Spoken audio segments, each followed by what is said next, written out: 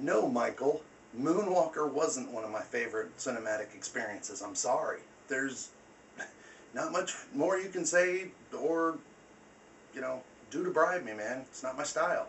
Oh, sorry. Hey, uh, this is a video response to Lawnboyspost1975's favorite cinematic experiences. I haven't done a video response for Mr. Lawnboyspost1975 in quite some time, and it hasn't been for any reason, Dave. Just been real busy, man. But yeah, a great question, great tag. So had to get in on that. I've got a couple of them. I know it's not like your top 3 or top 5 or whatever, so I'm going to throw a few in there. These aren't in any order. They're not my... I'm going to try to do them in kind of an order, so they're not like... Oh, yeah, this is Will Graham 13, in case you've gotten to this point and you're like, who's this guy? Where's his black rimmed glasses? I have my contacts in, so sorry if you didn't recognize me. And you're like, man, he looks really weird without those on. My bad, my bad. Do I have them around here somewhere? No, sorry. I don't have my glasses around here, so sorry. But anyway, let's get down to it.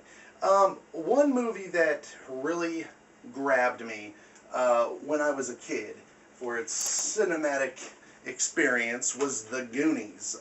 I mean, how could you not love the Goonies? Right from the beginning of them all hanging out in the Goondocks and making fun of Chunk and you know, letting Chunk in after doing the truffle shuffle and doing, you know, with Data and all of his James Bond contraptions, and it just how it gelled all of the characters together, and with the Fratellis and all of that. Just it really very nostalgic story. It takes me right back to 1985. I mean, it just it's such a great story. And on the DVD, it has a lot of cutout scenes that, like, there was actually supposed to be an octopus scene where they fought an octopus at the end, where they all jump into the water and the cave is falling in and everything. It really would have tied the movie together, I thought. But this one is a great movie. One of my favorite cinematic experiences, The Goonies.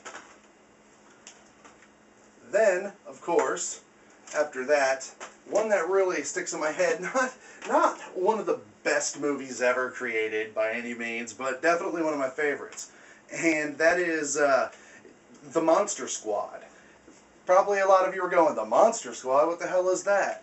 Well, here's one phrase that might help you remember. Wolfman's got nards. There was a part where the chubby kid, can't remember his name, Horace, I think his name was, you know, the Wolfman jumps out in front of the 3 kids, and they're all screaming, you know, wondering what the hell to do, because the Wolfman's blocking the way. And the main kid goes, you know, kick him in the nards, you know, and he's going, Wolfman doesn't have nards, and he's like, just do it, do it. And the kid runs up and kicks him right in the nuts, and the Wolfman's, oh, and he falls down, and he's screaming.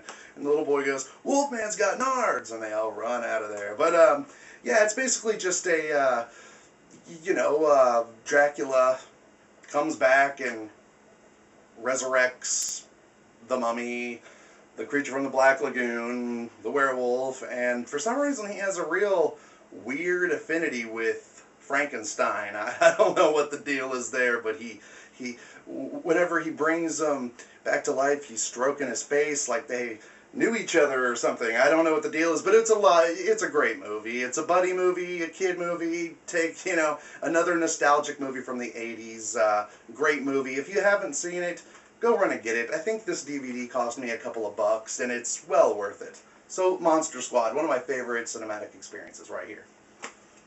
Then, another one of them from the 80s, and I'm not trying to do an 80s theme here, it's just that these are movies that really gave me that experience that I was looking for. Die Hard. And the main part to me that really sticks out is whenever Bruce Willis, the bad guys, of course, shoot the windows out, and he has to run through the glass with his bare feet.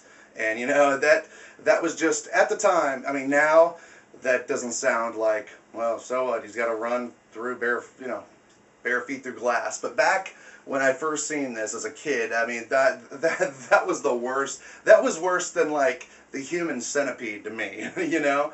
So that Die Hard to me, even to this day, it makes me cringe. And it's just such a great, solid movie. It still holds up with the test of time. You know, Monster Squad, not so much. Still a great movie, but it doesn't hold the test of time as well as Die Hard. This is a true classic. Even Die Hard 2, I'm not a huge fan of. Even 3 and the other ones aren't nearly as good as the first one to me. It just holds up on a whole nother level. So, Die Hard, number 1, you can't go wrong.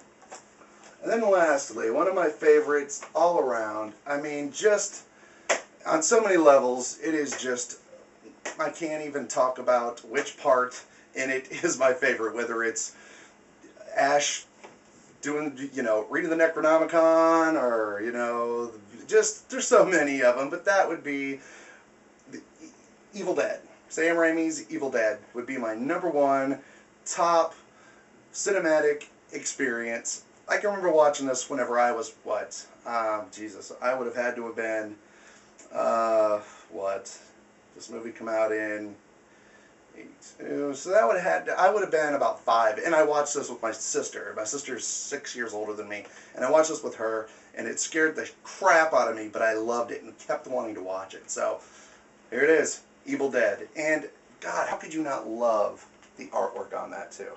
I mean, just amazing. And then, of course, on the back, Sam Raimi, genius, underrated genius, even to this day.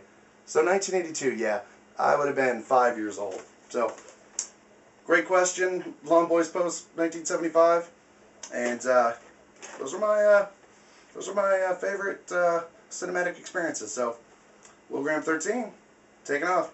Thanks. Have a good one.